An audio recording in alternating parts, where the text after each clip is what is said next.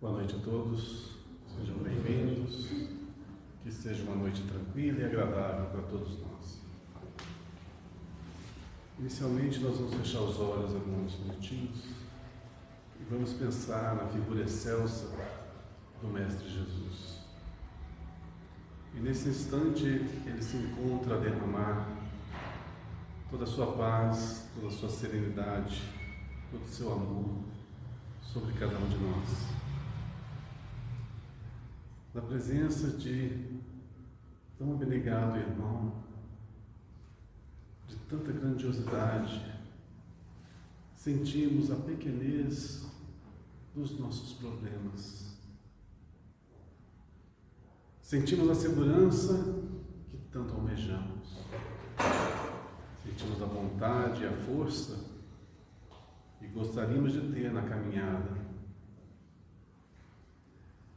Nos exemplos do Cristo, sentimos quão diminutos são os nossos problemas e as nossas dores. E em sua presença também sentimos quão pequenino é o nosso amor, a nossa fraternidade, a nossa caridade. Mas, inspirado nele, nós caminhamos, buscamos acertar, buscamos nos reinventar a cada instante, abandonando nossos equívocos e tentando fazer florescer em nosso coração os bons princípios.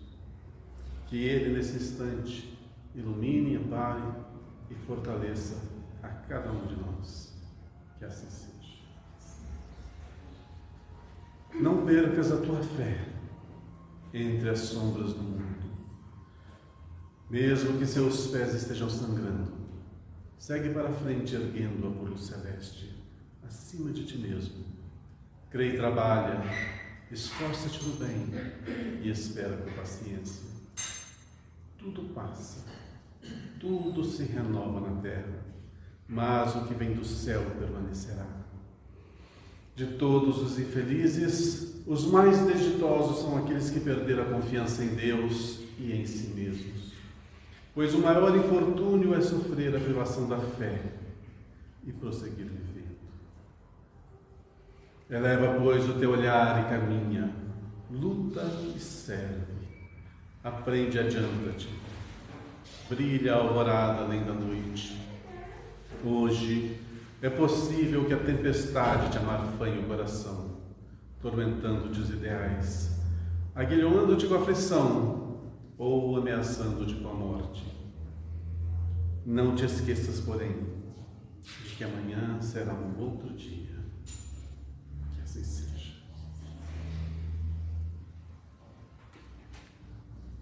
Hoje nós vamos falar um pouquinho sobre um tema baseado no livro Almas em Desfile, do espírito Hilário Silva, psicografado por Chico Xavier em 1961.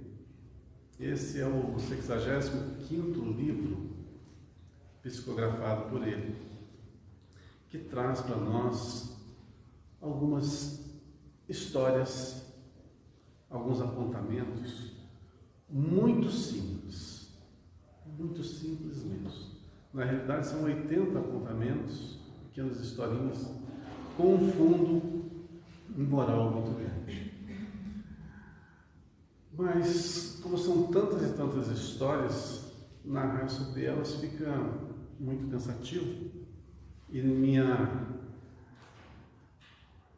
não consigo decorar tanta coisa.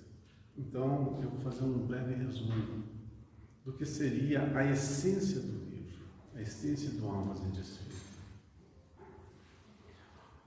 Vamos lá, o que são almas? Somos nós aqui na Terra, reencarnados. Nós que somos um espírito que possuímos esse corpo e que está a desfilar por esse mundo. E nesse desfile nós entramos em contato com inúmeras pessoas e inúmeras situações. E o porquê de tudo isso? É isso que a doutrina vem a nos ensinar. por que nós estamos aqui? Uma das perguntas básicas que todos nós deveríamos saber é quem nós somos, de onde viemos e o que estamos a fazer aqui. Quem nós somos? Somos espíritos imortais que habitam temporariamente um corpo de carne, que tem prazo de validade, tem um período que vai surgir no mundo, vai se materializar aqui através do ventre das mães, vai ser cuidado, instruído e colocado cada um em seu segmento, em sua prova, em seu roteiro evolutivo. E por anos, décadas, passeará por esse mundo, muitos em conflito, muitos buscando as suas ilusões, muitos se amarrando no egoísmo, na avareza, e outros entendendo a essência da fraternidade, do amor ao próximo e do bem. Todos esses personagens são engrenagens vitais para o funcionamento desse enorme organismo que é o nosso planeta. Tudo aqui encontra-se em plena harmonia, apesar do caos aparente. Há quem esteja no comando dessa nave, e esse alguém que está no comando dessa nave não é. Ele tem todos os atributos da perfeição. Sabe tudo, pode tudo. É tudo justiça e benevolência. É tudo amor. E tudo que acontece nesse mundo é para o nosso bem. É para a nossa evolução. É para estarmos sempre a caminho do mais alto.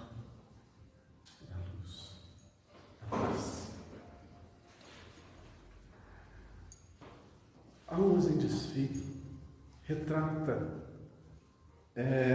situações cotidianas que acontecem com todos nós, mas mostra ali a repercussão das nossas decisões, das nossas palavras, dos nossos gestos, dos nossos atos, das nossas escolhas. Uma das maiores belezas da vida que nos fora concedido, além de um planeta maravilhoso como esse, é ter a liberdade, o livre-arbítrio, a livre escolha. Mas atrelada a ela, existe algo chamado responsabilidade. Liberdade e responsabilidade são inseparáveis. Mas o que acontece quando nós, pela nossa liberdade, fazemos as más escolhas? O que acontece conosco quando erramos? Quando escolhemos mal? Quando agimos mal? Quando pensamos mal? Tudo nesse universo é reflexo da ação e reação. E a gente há de convir, de entender que o roteiro da nossa existência começa nos nossos pensamentos. Ali que tudo se materializa. E nós não nos damos conta disso. Quer ver só? Se passássemos em balanço agora, tivéssemos essa condição, do dia de hoje, quantos pensamentos que nós tivemos? Vamos supor, 1000 pensamentos. Desses 1000 pensamentos, quantos foram bons, positivos, e quantos foram maus, negativos? Já paramos para pensar? Já passamos em revista? Já fechamos para balanço um dia da nossa existência? para saber se nós mais sorrimos ou mais reclamamos. Se mais notamos as imperfeições alheias ou se mais nos policiamos.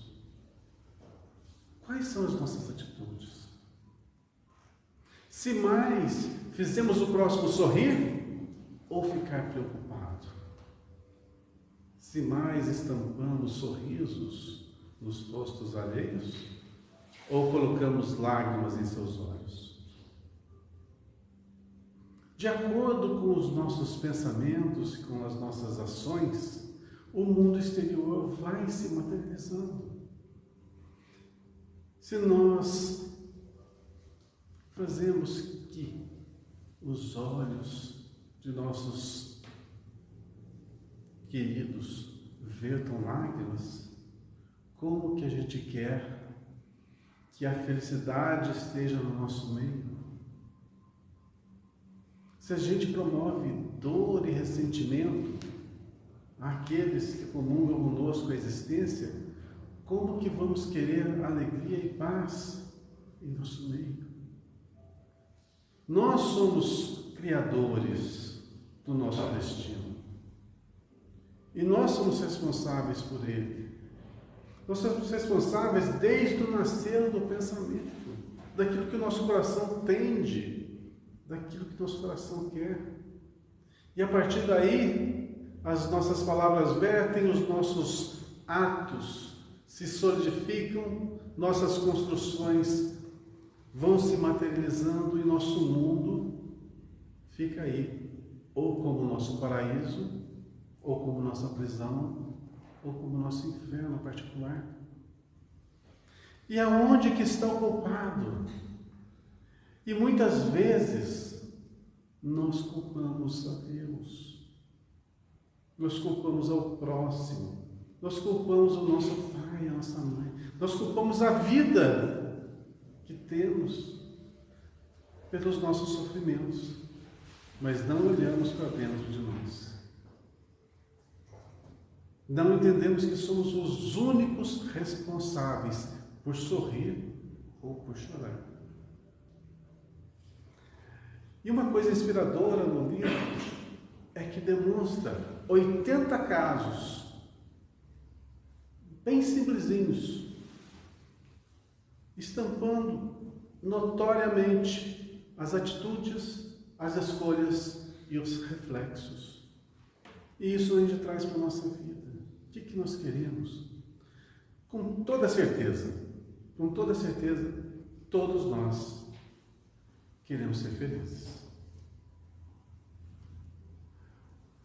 Desde aquele que se transviou do caminho, foi para o caminho do crime, do tráfico, da corrupção, o que eles querem? Ser felizes. Todos almejam isso, mas nem todos buscam da maneira adequada. Eu costumo dizer no nosso curso de terça-feira que quem semeia ilusão colhe desilusão, e é inevitável essa colheita. Quando a gente sai da realidade do que é a vida e se ilude, se engana, uma hora tudo isso vai se esvair e depois o que vai sobrar? A realidade. E a realidade, muitas vezes, na maioria das vezes, é muito dura. Veja bem, nesse universo nós somos responsáveis por tudo que nós fazemos. E temos um grande campo de atuação, mas tudo que fizermos de errado, a gente tem que corrigir. É como se nós estivéssemos dentro da nossa casa, com nossa mãe, falando o seguinte: aqui você tem de tudo, mas o que você tirar do lugar, você vai ter que colocar no lugar. O que você sujar, você vai ter que limpar. Na vida é a mesma coisa. Se eu profiro uma frase mal feita, que ofende, que fere o semelhante, eu tenho que retificar isso. É necessário que eu peça desculpas, que eu refaça, que eu corrija esse equívoco. E se porventura eu lesar alguém, é necessário que eu venha ressarcir todo o débito que eu lhe conferi. E se eu fiz que lágrimas derramassem, com toda certeza, eu teria que providenciar os lenços do consolo para que essas lágrimas fossem enxugadas e o sorriso voltasse àquele semblante. E todos aqueles que eu abandonei, um a um, eu irei atrás para trazê-los de novo para os meus braços. E aqueles que, pela infelicidade dos meus atos, eu pratiquei qualquer crime, há necessidade de devolver a eles tudo aquilo que eu lhes roubei. Vou dar um exemplo. Quantos e quantos promovem assassinatos? Retiram determinados irmãos de uma família, do convívio de seus pais, de seus filhos, destroem um lar. E como que se corrige isso? Muitas ações são praticamente impossíveis de serem corrigidas numa existência, na mesma existência. Mas a vida tem os mecanismos. Como eu disse, nós somos imortais. Nosso corpo é perecível, mas nós somos imortais. E habitaremos outros corpos, renasceremos em outros cenários. E nesses cenários haverá, pela misericórdia divina, a possibilidade de eu ressarcir meus débitos. Então, aquele que eu lesei, que eu roubei a fortuna, que eu desapropriei, aí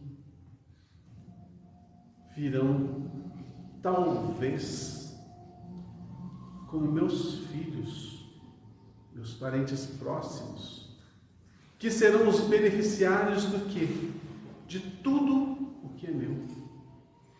E quando eu partir dessa existência, aquela fortuna, aquilo que eu pensava no passado que me pertencia, hoje, que eu construí com todos os esforços, de mãos beijadas devolvo a seus verdadeiros donos.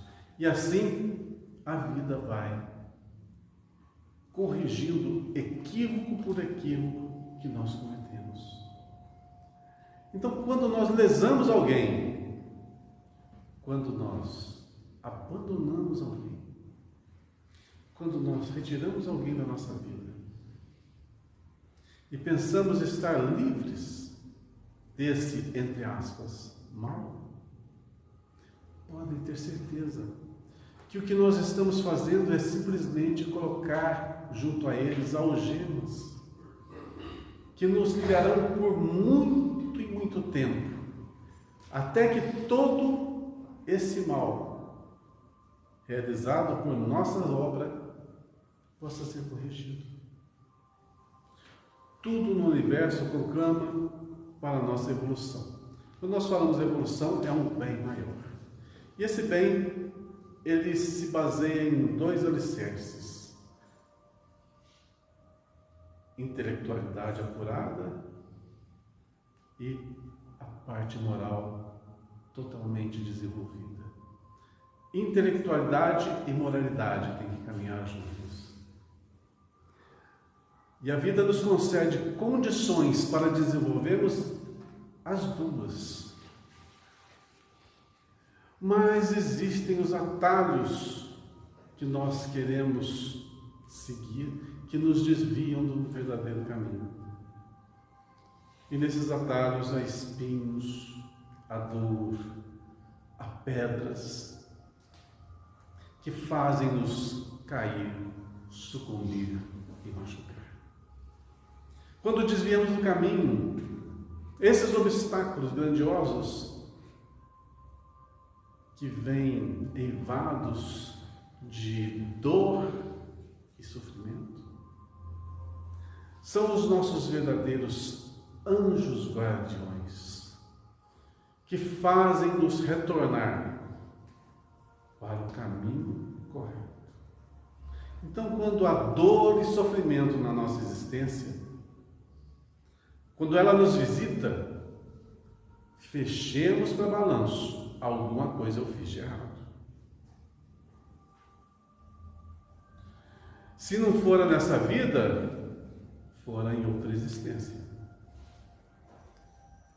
Mas, de alguma forma, hoje eu estou ressarcindo um débito. Dizem por aí fora que os espíritas são meio masoquistas, sabe? Gostam de sofrimento, gostam de sofrer, falam muito em sofrimento e aceitam o sofrimento. Mas é porque nós entendemos o que é o sofrimento. Ele é simplesmente o nosso maior amigo. É sério isso, é o nosso maior amigo. Porque ele evita que nós trilhemos por caminhos piores, que nos endividariam muito e muito mais. Quando o sofrimento e a dor aportam junto de nós, nós retificamos posturas, mudamos nosso pensamento, voltamos a pensar em religiosidade, pensar em algo maior, modificamos posturas. Esse é o retorno para o caminho. E quando nós vamos nos espiritualizando cada vez mais, vamos compreendendo o que é a vida. E a gente vai sabendo que não estamos aqui apenas para desfilar no mundo, para que outros vejam a nossa beleza física, para que deem prazer a nós ou que nós venhamos a dar prazer a estes. Que possamos nos vangloriar de algo que é efêmero e passageiro, mas muito pelo contrário, desfilamos aqui para aprender a amar e a servir. E quando desviamos desse caminho, com toda certeza, a amiga dor bate à nossa porta, dando-nos a ajuda que precisávamos para retificar as posturas. Tem uma frase do Chico que muito me impactou há um tempo atrás, quando eu a ouvi nas redes sociais, um pequeno videozinho, que ele falava assim: nós somos bandidos da mais alta periculosidade.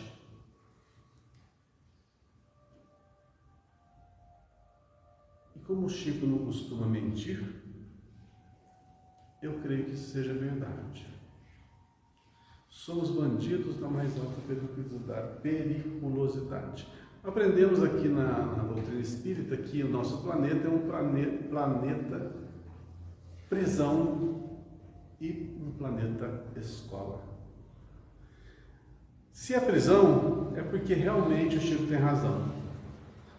Nós somos pessoas que ainda não somos boas. E escola, porque nós estamos aprendendo. Além de ser um local onde estamos temporariamente confinados, para nos aturarmos, nos entendermos, para polirmos as nossas arestas,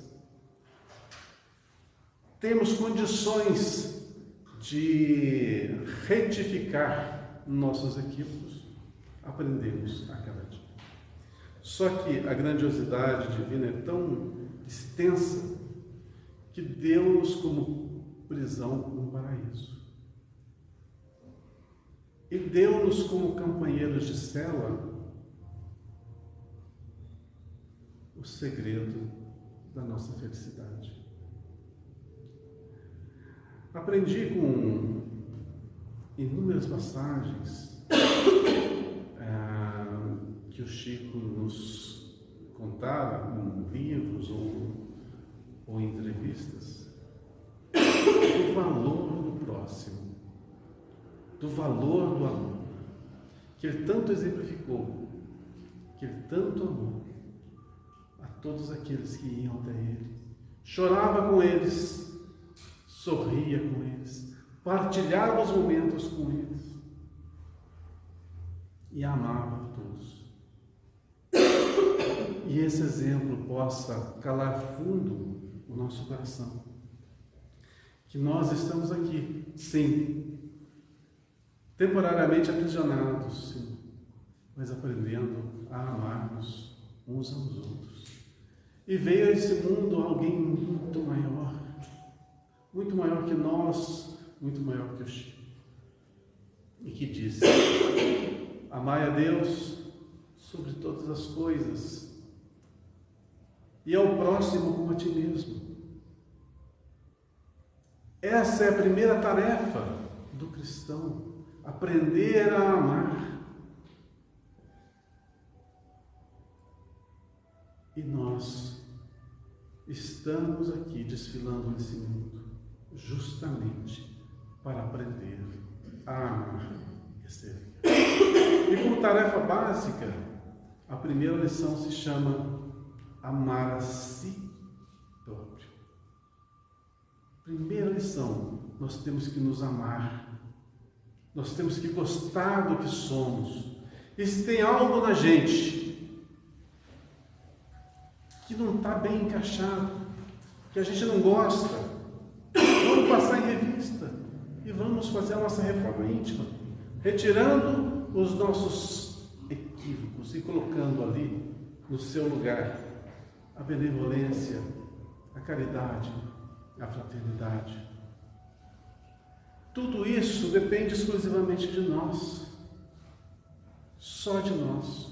Tudo neste mundo depende das nossas ações. Que a gente tenha essa responsabilidade. E esse entendimento que se hoje alguma coisa está ruim, vai passar. Já ouviram aquela frase, outra frase do Chico: tudo passa, vai passar. Os períodos ruins vão passar? Vão passar, porque é temporário. Isso é corretivo.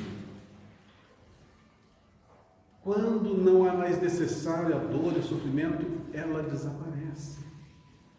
E se hoje ela está do nosso lado, resignemos-nos, porque a tempestade está próxima do fim. Pior é aquele que comete erros, equívocos imensos em pleno céu azul, porque ainda a tempestade há de vir e há de demorar para passar. Para nós, para aqueles que a tempestade já está no ápice, agora o que vai acontecer, ela vai diminuir até se extinguir. Que essa metáfora possa ser bem compreendida. Que na nossa vida vamos ter aflições, mas elas vão passar. Tudo vai passar. E não culpemos ninguém por isso, a não ser a nós mesmos. Pois nós fomos os criadores do nosso presente. E nós estamos arquitetando o nosso futuro. Usemos bem a potência que somos criativa e filtremos o nosso pensamento, apaziguemos o nosso coração e compreendamos que tudo nessa vida gira em torno de uma palavra de 4 letras: amor. Tudo que estiver fora desse contexto, nós devemos alijar. Mas tudo que estiver rodeando a palavra amor, nós devemos alimentar, cultivar e fazer florescer em nosso coração.